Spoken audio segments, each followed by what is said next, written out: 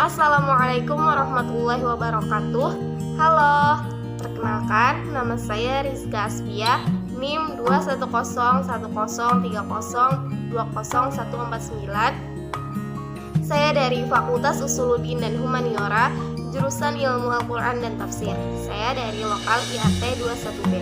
Di video ini, saya ingin mengerjakan tugas final tes Pancasila dengan dosen penampu Bapak Ahmad Syahbudin STHI MPD. Selamat menyaksikan.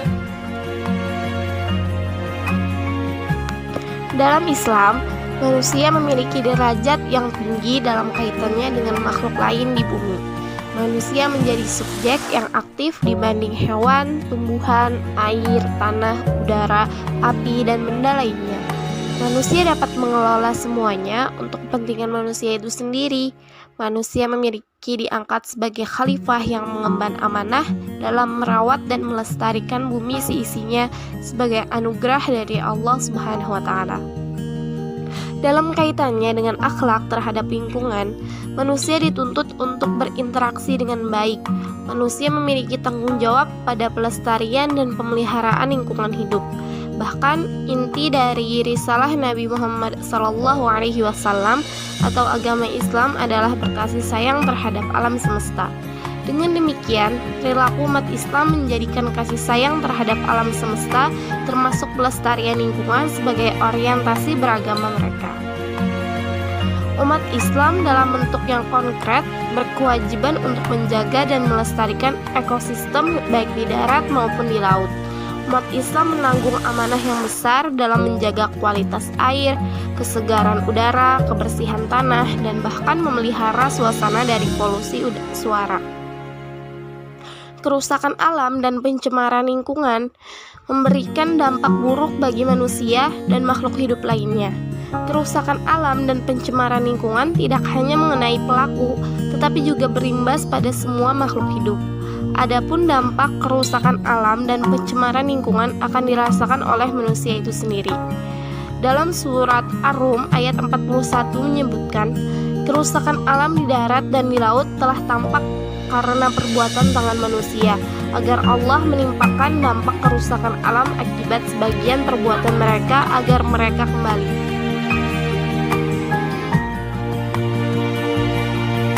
Adapun lingkungan hidup atau al-bi'ah didefinisikan sebagai sebuah kawasan geografis di mana kita hidup dan berdiam di dalamnya, atau sebuah kawasan dengan unsur hayati dan kandungan alam yang terdiri atas unsur manusia dan peradaban. Menurut Al-Khadimi, perhatian terhadap lingkungan dalam Islam tampak pada nas dan maqasidus dan kaidah syariah atau tujuan dan kaidah dari risalah Islam. Perhatian terhadap lingkungan hidup tampak pada nas-nas dan dalil agama yang sangat spesifik atau juz'i, baik berupa ayat Al-Quran, hadis, dan sunnah Nabi, dan kajian-kajian ilmiah dalam Islam yang berkaitan dengan manusia dan binatang, darat dan laut, angkasa, dan kawasan darat. Banyak sekali ayat Al-Quran dan hadis Nabi Muhammad SAW, baik secara eksplisit maupun implisit, mengandung amanah bagi manusia untuk menjaga lingkungan hidup. Surat Al-A'raf ayat 65 memerintahkan manusia untuk memakmurkan, menjaga, dan mengolah bumi sesuai kebutuhan dengan meminimalisasi dampak kerusakannya. Sedangkan pada surat Al-Qasas ayat 77 mengingatkan manusia agar tidak berbuat kerusakan di muka bumi. Perusakan alam dalam surah Al-Qasas ayat 77 merupakan tindakan yang tidak diridhoi oleh Allah Subhanahu wa Ta'ala. Adapun tujuan dasar syariat atau risalah merupakan hifzul hayat atau menjaga kelestarian kehidupan. Tujuan ini dapat tercapai melalui pelestarian alam dan pemeliharaan terhadap lingkungan. Sedangkan perusakan alam dan pencemaran lingkungan berdampak pada kualitas dan daya dukung lingkungan di mana manusia tinggal dan berdiam. Perusakan alam dan pencemaran lingkungan akan menurunkan bahkan merusak kualitas pangan, air, dan udara yang menjadikan kebutuhan dasar manusia sebagai makhluk hidup. Manusia sebagai makhluk hidup tidak dapat hidup tanpa lingkungan yang bersih dan tidak tercemar sebagai daya dukung yang memadai.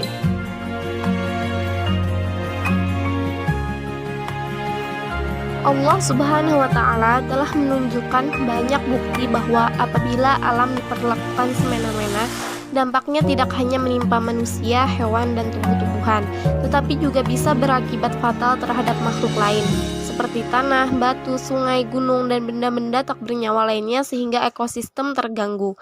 Jika alam terganggu, bencana telah menjadi ancaman serius yang akan kita hadapi.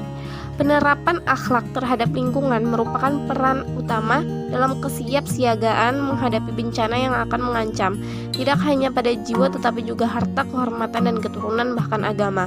Karena alasan itulah tindakan mengantisipasi ancaman mutlak dilakukan oleh setiap individu ataupun kelompok di dalam masyarakat demi tercapainya kemaslahatan bersama. Izin Allah Subhanahu wa Ta'ala kepada manusia dalam memanfaatkan alam adalah demi kebaikan dan kebahagiaan umat manusia. Oleh karena itu, pemanfaatan alam harus berdasarkan akhlak yang ditetapkan Allah dan Rasul-Nya.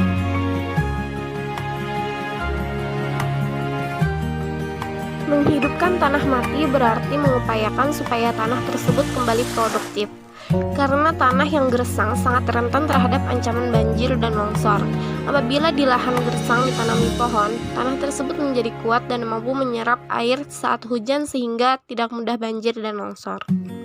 Disinilah arti pentingnya peran negara agar pemanfaatan sumber daya alam dapat diatur menurut standar kebutuhan yang layak dan tidak boleh melenceng dari garis konstitusi.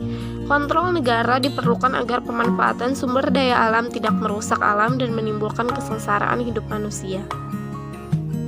Islam sangat memperhatikan masalah kelestarian lingkungan, bahkan sebegitu pentingnya sehingga menjadi tugas utama kekhalifahan. Oleh karena itu sangat logis jika Rasul Shallallahu Alaihi Wasallam memberikan batasan yang tegas pada 3 hal pokok yang harus dilindungi dan diatur secara adil oleh negara dan tidak boleh dimonopoli oleh individu maupun institusi di luar negara, yaitu padang rumput, air, dan api. Dalam konteks negara tropis, kebutuhan publik terhadap padang rumput dapat dipadankan dengan kawasan hutan yang banyak menyimpan aneka keragaman hayati. Api dapat dipadankan dengan sumber energi dan air, mencakup pentingnya proteksi sumber daya air, statusnya menjadi common property yang menjadi hak setiap warga negara dan harus dimanfaatkan sebesar-besarnya untuk kesejahteraan seluruh rakyat.